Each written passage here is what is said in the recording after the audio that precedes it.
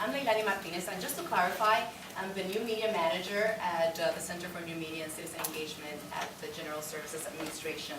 I was a co-manager of Gobierno USA for many years, but now I'm actually working in the Center for New Media and Citizen Engagement, helping other federal agencies with their new media efforts.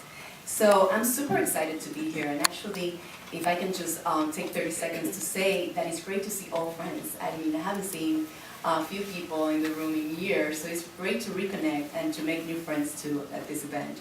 I'm also super excited about the panels that we have, the panelists that we have here today. It's going to be great. They have a lot of experience and a lot of knowledge in the area of Latino online marketing and outreach. But before we start, I want to thank Julie for organizing this awesome event, and I also love your crown. I actually been coming here for the last year. Actually, I was here several times, and the crown, it's just spectacular. Anyhow, so during this session, the panelists will offer great insight and share with us how they're running their Latino online effort, and what has proven to be successful, and also what hasn't worked. Because I think it's important that we also learn from things they've done in the past and maybe hasn't worked out the way they wanted it to work. If you would like to tweet about the event, please feel free to do so. We actually encourage you to do so. And the hashtag is actually on the slide. It's Latinos Online. So let us know if you have any questions via Twitter. We'll be checking. So before we start, I want you to keep in mind three main things that we saw in the video that I absolutely think are very powerful. Hispanics are the fastest growing population in America. 1 in every 6 people in America is Hispanic or Latino, and Hispanics are transforming the culture. And with that, let me introduce our 3 panelists this afternoon. I'm going to introduce them very briefly, and after that, I'm going to ask for each of them to briefly talk to us in maybe 3 or 4 minutes about their programs, what they're about, how and why their organization started a Latino online program, and how these efforts have evolved over time. So first I have Kathleen Haley here, an award-winning marketing expert with broad experience in U.S. multicultural markets, communications, and local and segment marketing. Kathleen has led Hewlett-Packard's multicultural marketing team, where she designs strategies and programs to accelerate HP's outreach to African American and Hispanic consumers. Prior to this work, Haley was stationed in Barcelona, Spain. We're very envious, a Catholic, I should say. And she was responsible for global and European communications for HP Barcelona. Most recently, Kathleen was HP's first Hispanic marketing manager and was responsible for creating tools and infrastructure that enable HP business groups to successfully reach Hispanics. Next to Kathleen, we have Saskia Sorrosa. And Saskia is the Senior Director of Marketing at the NBA, or the National Basketball Association. There, Saskia is responsible for the sports Hispanic market brand positioning, internet content development, event promotion, and advertising efforts. Prior to assuming this position, Sorrosa was an MBA senior manager, where she was responsible for Hispanic media relations, corporate communications, and internet initiatives for the US and Latin America. Before joining the MBA in 2004, Saskia launched and managed the Medellin, Colombia Office of Communications firm Burson Marsteller, and served as a senior associate of brand marketing and US Hispanic practices in the company's New York office. And something we have in common, we both went to GW, so yay. And last but not least, we have Laura Godfrey. As manager of GobiernoUSA.gov, the Spanish counterpart of USA.gov, Laura works across government agencies, researching, developing, and analyzing data and market trends to better serve the Hispanic community. In addition to this work, she co-leads the Federal Multilingual Website Committee. Prior to joining GSA, Laura was web content manager for MedlinePlus.gov. She's also been a multimedia content developer at an internet health startup. and an Information and Marketing Officer at the Pan American Health Organization, or PAHO. Laura was invited to become a member of the North American Academy of the Spanish Language, an honor given to those professionals whose work has reshaped Spanish communications in the United States, and she'll talk more about that later on. So with that, let me ask Kathleen to start, maybe for 3 or 4 minutes, to talk about your program at HP, the one you were running, and then we can move to Saskia, and then Laura, and then we can start a discussion. Thank you. Hi, everybody. Can you hear me? Yeah? Yeah. Okay, good. So HP started going after marketing to the Hispanics in probably 8-9 years ago in the small and medium business area. So for those of you who are looking at the SMB market, Hispanic women-owned businesses is actually the fastest growing segment in the SMB market. And so what's interesting is HP started doing this marketing because the SMB marketer at the time was Hispanic, and it was a passion of hers. It wasn't a business priority. It was a passion that, unfortunately, when she moved jobs, sort of died down a little bit. And we'll talk about it later in the program about how important it is to have this as a business priority. But I started in 2006 as the first full-time employee at Hewlett-Packard to be focused on the U.S. Hispanic market. And my main goal was to engage and drive brand consideration and sales in the U.S. Hispanic consumer market. And I had to do that through integrated marketing programs, so online and offline, and it was really about the idea, not an ad, just as in general market. And so we grew this program from very limited, so I got my job in October of 2006, and by holiday, so right after Thanksgiving, Black Friday 2006, we were in market in 5 different cities. So obviously it wasn't built for the Hispanic market, but really leveraging what was available and making the best of it.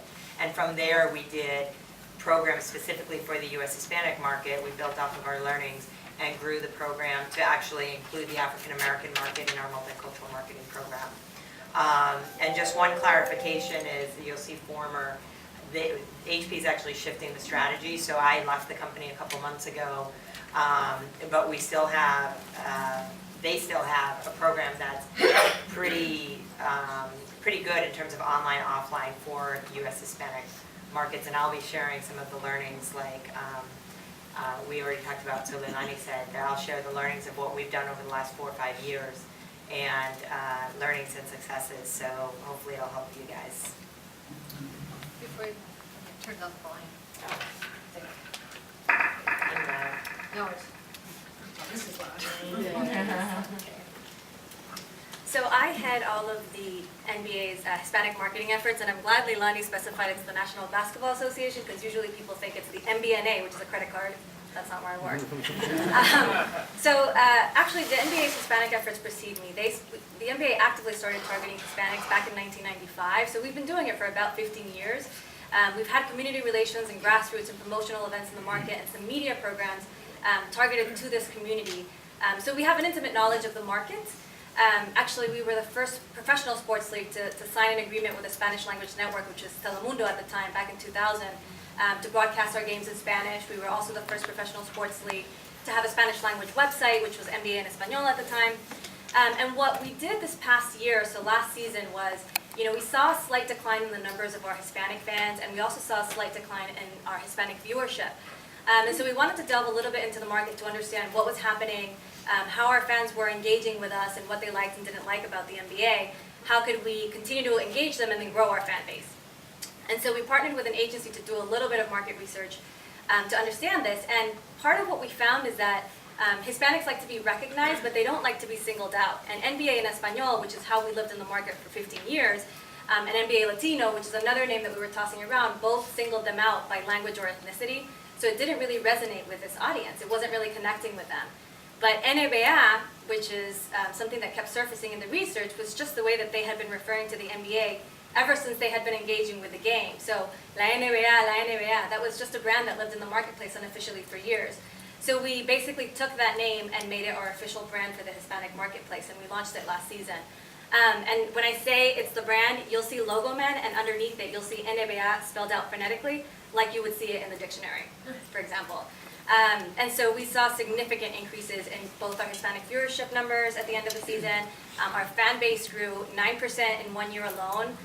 To put that into perspective, the Hispanic population grew 4% within that same time period, so we outpaced the growth of the Hispanic population.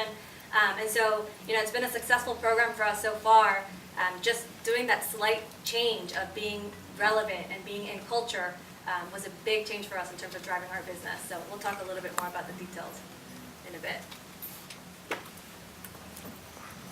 Hi, like Leilani, I wanted to say that I'm very happy to be here and to see some very old and very new friends in the audience, so welcome everybody. And I was thinking, when we were looking at this video, I was thinking this reminds me of the figures of the census 2000, when everybody shifted, when dollars, to come up with marketing strategies because the Hispanics became the biggest minority in the country, more so than African Americans that were the biggest minority up until then.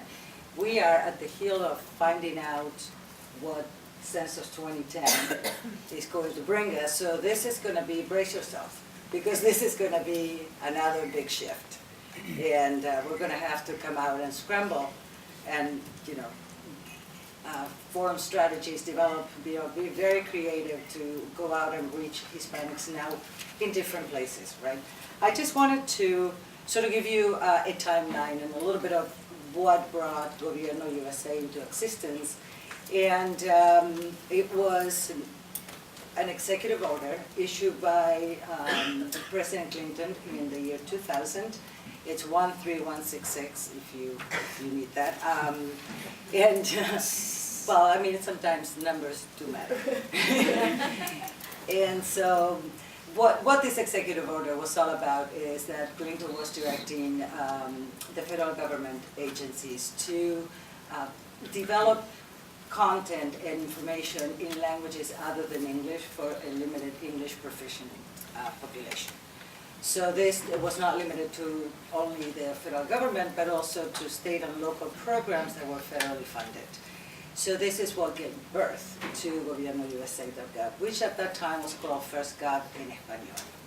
The name of a bank, we heard many Hispanics say, is that a bank? No, that's a website, we would say to them. So anyway, the website was small at the beginning, and it had about 160 pages, and it was conceived to mainly be a directory of topics and agencies, federal agencies. And then after doing some usability testing and consulting with a lot of people and trying to get the finger on the pulse of what people needed out there, they decided to expand the content to include audiences that were very important at that time, and also online services. The website was launched in October of 2003. And since then, it has gone through many expansions and, face liftings and changes, and even a name change, which we did with USA.gov in January of 2007. We went from being First Gov and First Gov en Español to being USA.gov and GobiernoUSA.gov. For those of you who don't speak Spanish, the word gobierno means government. And so it made sense, total sense to be called the government of the United States in Spanish, kind of thing. So that resonated with the entire Spanish-speaking community, and we saw a very positive response to that name change.